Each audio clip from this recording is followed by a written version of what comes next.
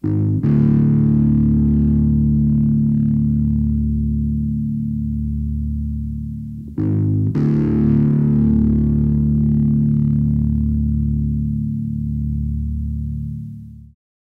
le succès des tanks durant la Première Guerre mondiale, il était très bien compris que les blindés seraient un élément très important des prochains conflits.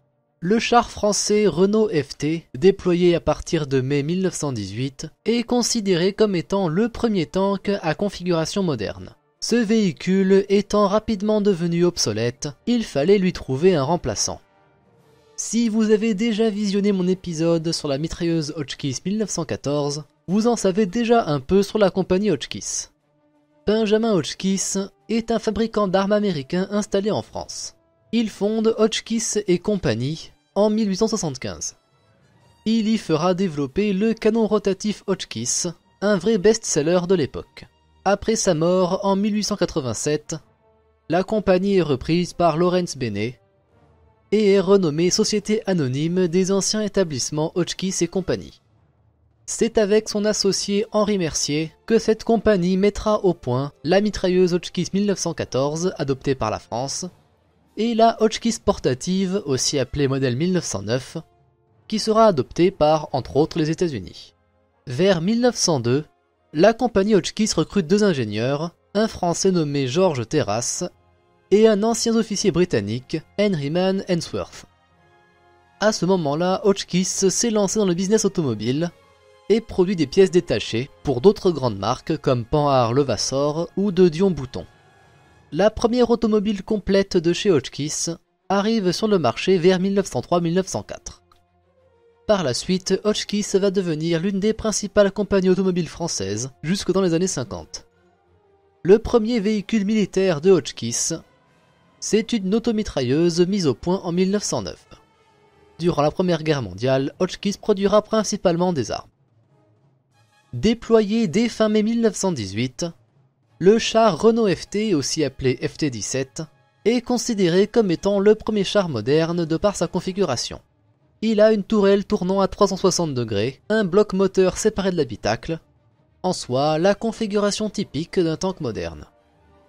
Ce Renault FT avait un équipage de 2 personnes, un conducteur dans le châssis et un tireur dans la tourelle, qui avait aussi la charge, en plus de manier l'armement, de diriger le véhicule. Son armement était relativement modeste, soit une mitrailleuse Hotchkiss 1914 ou un canon de 37 mm plutôt SA-18. Ce véhicule deviendra après la guerre une des bases du développement des nouveaux blindés pour la France. En 1921, 3588 Renault FT étaient prêts à la mobilisation. En 1934, ce nombre passe à 3500.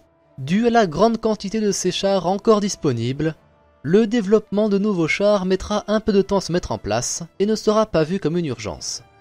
Comme solution d'intérim sera par exemple de les moderniser avec le Renault NC ou la modification 1931 remplaçant la mitrailleuse Hotchkiss par la mitrailleuse Rebelle.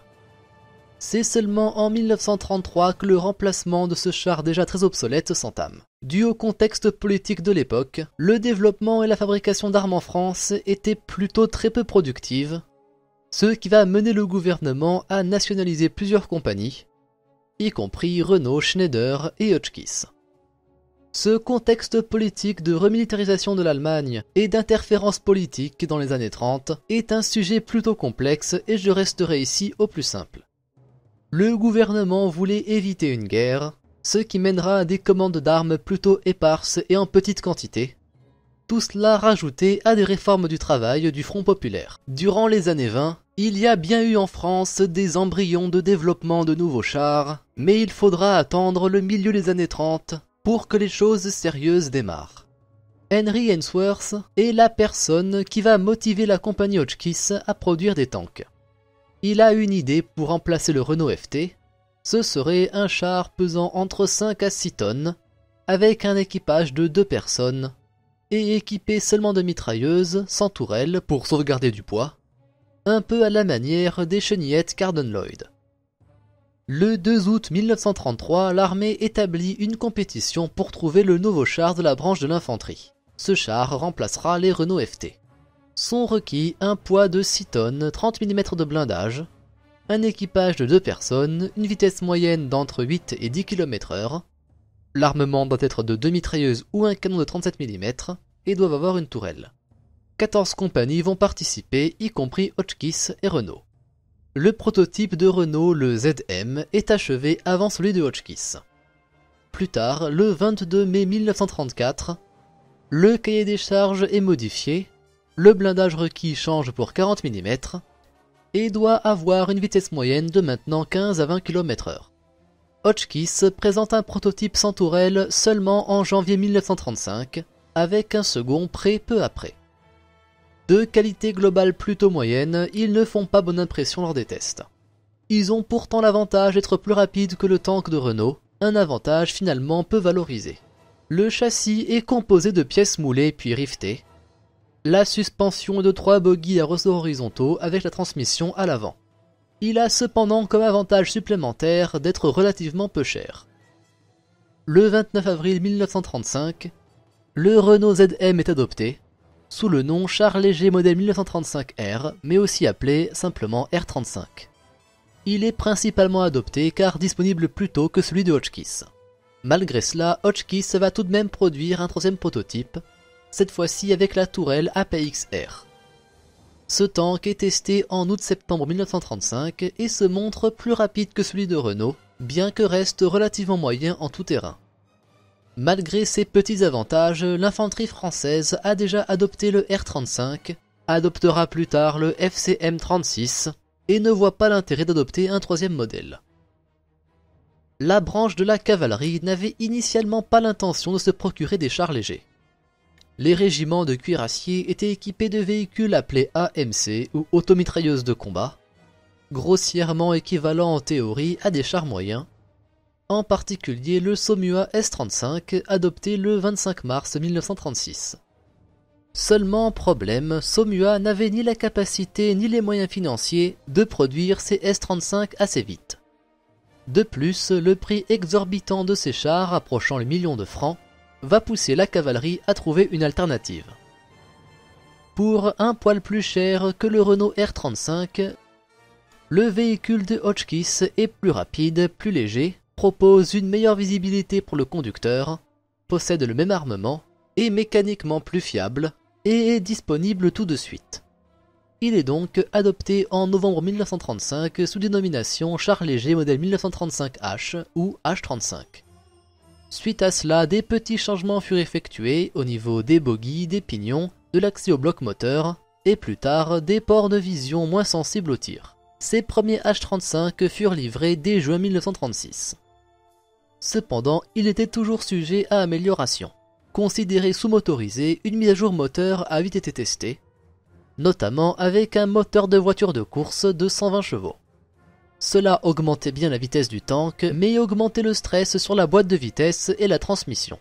Un nouveau moteur fut développé à partir de celui cité précédemment, pour remplacer les moteurs d'origine d'initialement 75 chevaux.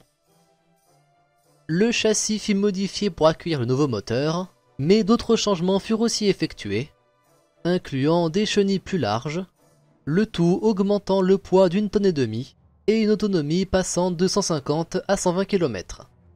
Ce char mis à jour est appelé par Hotchkiss char léger modèle 1938 série D, mais sera adopté en tant que char léger modèle 1935H modifié 1939, ou plus simplement H39. Au final, ces tanks se confirmèrent de meilleurs véhicules que ceux de Renault, plus rapides et avec de meilleures performances en tout terrain. Suite à cela, l'infanterie qui avait initialement rejeté le véhicule se mettra à en commander, et le 10 mai 1940, la cavalerie avait 252 H39 et l'infanterie 271. Au final, environ 1200 H35 et H39 furent produits. L'armement du H35 consiste en une mitrailleuse coaxiale Rebelle modèle 1931 et un canon Puto SA-18 modifié 37, globalement le même que le Renault FT de la Première Guerre mondiale. Ce canon, bien que simple et fiable, tire la munition de 37 mm par 94 R et fut développé pour engager l'infanterie et le nid de mitrailleuse, mais avec seulement 55 grammes d'explosifs, ces obus n'étaient pas plus puissants qu'une grenade, et avec la faible vitesse de sortie des munitions perforantes, la pénétration de blindage n'atteignait pas plus de 25 mm. Petite parenthèse ici, les chiffres vont dépendre en fonction des origines des tests et généralement les tests français sont plutôt très optimistes. Ça n'en fait pas un canon très efficace ni contre l'infanterie, ni contre un véhicule ennemi plus gros qu'une voiture blindée. Dans le but d'augmenter ses performances contre les véhicules blindés, le SA-38, basiquement la même arme mais avec un canon plus long, fut introduit en fin 1938. Il a un canon plus long et utilise des munitions avec un étui rallongé pour une perforation de blindage d'entre 30 à 40 mm. Ce qui est mieux mais peut-être pas assez. Ils furent installés en priorité sur les H-39 mais certains H-35 furent aussi mis à jour.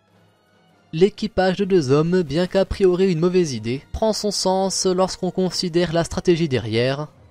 Pour un nombre de personnel donné, on obtient plus de véhicules opérés, ce qui est logique avec le déclin de population après la Première Guerre mondiale. De plus, un char de place est plus léger et moins cher à produire. Le baptême du feu de ces tanks, c'est avec le corps expéditionnaire français à Narvik en Norvège. Mais sa vraie utilisation opérationnelle, c'est pendant la bataille de France, entre le 10 mai et le 25 juin 1940. Ces H-35 et H-39, comme les autres chars français de l'époque, souffrent de gros défauts qui les rendent inférieurs aux chars déployés par l'Allemagne. Tout d'abord, pour l'armement, les canons SA-18 et SA-38, avec leur faible vélocité et perforation, ne permettaient pas de combattre efficacement des véhicules blindés, en particulier les chars moyens comme les Panzer III ou Panzer IV. Sa faible munition explosive ne les rendait pas très efficaces non plus contre l'infanterie. L'ergonomie du véhicule était très mauvaise, en particulier pour le chef de char qui en plus était absolument surchargé de travail, entre tirer et recharger les 2 armes, commander le véhicule, trouver les cibles et communiquer avec l'état-major si le tank avait une radio, élément que beaucoup de chars français ne possédaient pas. Rajoutez à cela une très mauvaise visibilité, la coupole ne permettant pas de sortir juste la tête, rendant le seul moyen de voir clairement dehors étant de sortir par la trappe arrière de la tourelle, ou via des minuscules meurtrières, le tout rendant très difficile l'identification de cibles ennemies. I have no words. Et en plus de pénuries régulières de carburant, le moteur consommait beaucoup d'essence, rendant l'autonomie du véhicule plutôt faible, et beaucoup furent abandonnés.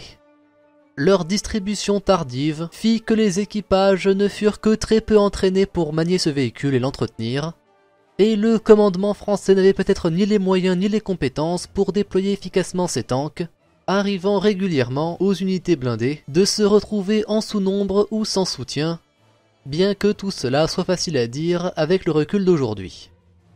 Le seul avantage probable de ces tanks était leur 30 mm de blindage qui est relativement bon pour un char léger, mais restait tout à fait vulnérable aux différents canons anti-chars allemands, y compris le canon PAC-36 de 37 mm. Après la défaite de la France, ces véhicules verront du service dans la Wehrmacht et aussi dans d'autres pays satellites du Troisième Reich. En service allemand, ces H-35 et H-39 seront respectivement nommés Panzerkampfwagen 35H 734F et Panzerkampfwagen 38H 735F. La coupole de la tourelle furent modifiées pour accueillir une ouverture à double battant, à la manière des autres tanks allemands. Connaissant leur potentiel de combat plutôt réduit, ils furent utilisés tout le long de la guerre, principalement en tant que sécurité en territoire occupé. Et comme beaucoup de chars obsolètes dans l'inventaire allemand, certains furent donnés à des pays comme la Bulgarie ou Croatie.